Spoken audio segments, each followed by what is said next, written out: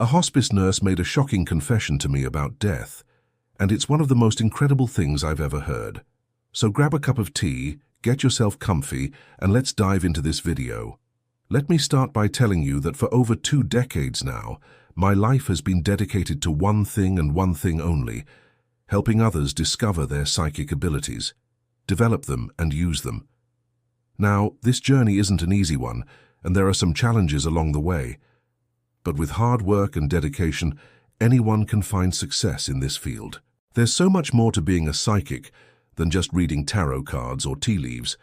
There are many different types of psychics, each with their own unique set of skills and abilities. So if you think you might want to be a psychic, don't limit yourself. Think outside the box and be creative. Who knows, you might just surprise yourself with what you're capable of. So what are you waiting for? Start exploring your psychic abilities today and see where your journey takes you. Now back to our story. I was fortunate enough to meet someone who had worked as a nurse in a hospice ward. She cared for patients in their final moments and witnessed death firsthand hundreds of times. It was during one particular instance that she shared a shocking experience with me that I couldn't believe. She told me about a patient who was nearing the end of his life. The man was lying in bed, his breathing was shallow and his eyes were closed. His family was gathered around him, saying their goodbyes. Suddenly, the man opened his eyes and looked at his wife. In a weak voice, he asked her to bring him a glass of water. She did as he asked, rushing to the kitchen to get him a drink. But when she returned, the man was dead. Just like that, his heart had stopped beating. The family was shocked and confused, but the nurse knew something extraordinary had just happened. The man had somehow managed to hold on to life until he had his last drink of water, even though his body had already begun to shut down. As I listened to this incredible story, I couldn't help but wonder if it was just a coincidence. Was it really just luck that the man had taken his last breath after drinking water? Or was there something more going on here? Was there some kind of connection between the man and the water that had allowed him to live just a little bit longer? This wasn't the only strange experience the hospice nurse had ever seen. In fact, she had witnessed similar instances many times before. One time, a patient who was completely unresponsive suddenly started crying. Another time, a patient who was blind since birth suddenly began describing the beautiful surroundings of the afterlife in vivid detail. And once, a patient who had never shown any emotion suddenly sat up in bed and shouted, "I love you," to his wife before passing away peacefully. These stories may seem unbelievable, but they are all too real. The hospice nurse had witnessed them firsthand, and she believed there was a deeper meaning behind each of them. She shared these experiences with me because she wanted to help others understand that death is not the end, but rather a transition to another realm of existence. According to her, when a person is near death, their consciousness begins to leave their physical body and travel to another dimension. This other dimension is where the true spirit of a person resides, and it is here that they are able to connect with loved ones who have passed on before them. This idea may sound crazy, but it makes sense when you think about it. After all, if we are more than just our physical bodies, then what happens to our consciousness when we die? What happens to our memories, our experiences, and our emotions? If they are all stored in our physical body, then what happens to them when the body dies? The hospice nurse believes that these things do not disappear. Instead, they are carried with us as we move on to the next stage of our existence. In fact, she has seen this firsthand through the experiences of her patients. The nurse has also noticed that when people are near death, they often begin to act in strange ways. This is because their consciousness is beginning to leave their physical bodies and enter into the next dimension. They may start talking to people who aren't there, or they may begin to share memories that no one else knows. This is not a sign of mental illness, but rather a sign that they are transitioning to another state of being. One of the most amazing things the hospice nurse has seen is how people who have passed on can communicate with those who are still alive.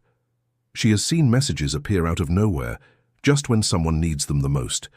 For example, she once cared for a woman who was near death.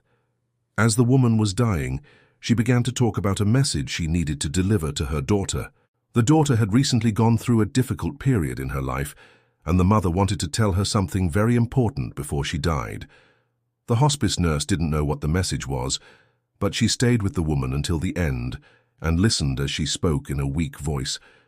When the woman finally passed away, the hospice nurse contacted her daughter to tell her about the message her mother had left for her. The daughter was grateful to hear it, and it brought her comfort during a time of great sorrow.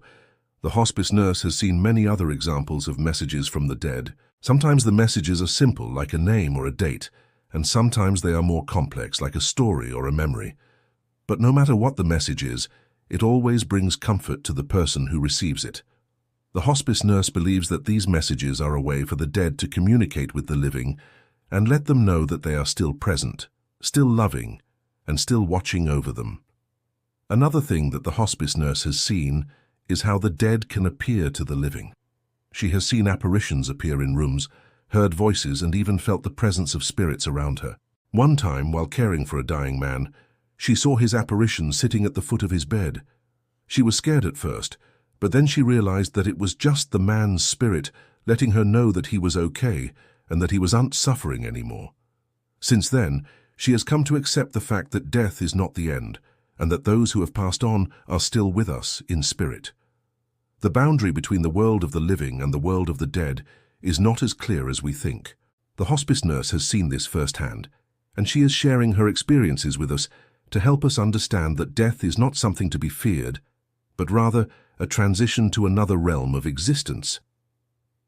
This brings me to the fascinating case of Barbara Karnes. Barbara was born on November 8, 1937, in Red Oak, Iowa, USA.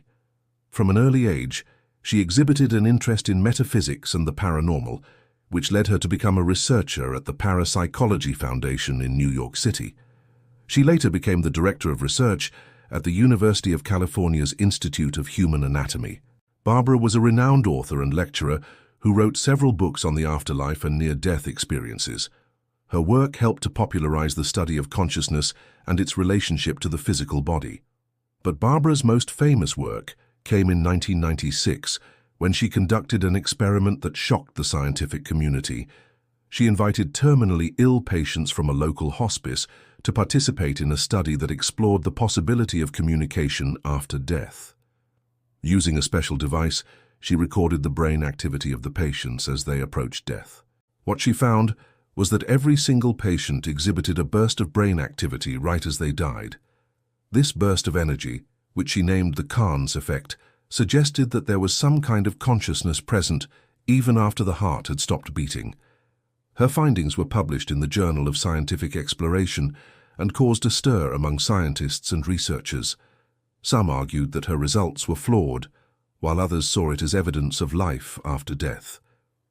Despite the controversy surrounding her work, Barbara continued to explore the mysteries of consciousness and the afterlife. In 2008, she founded the International Association for Near-Death Studies and served as its president until her death in 2014.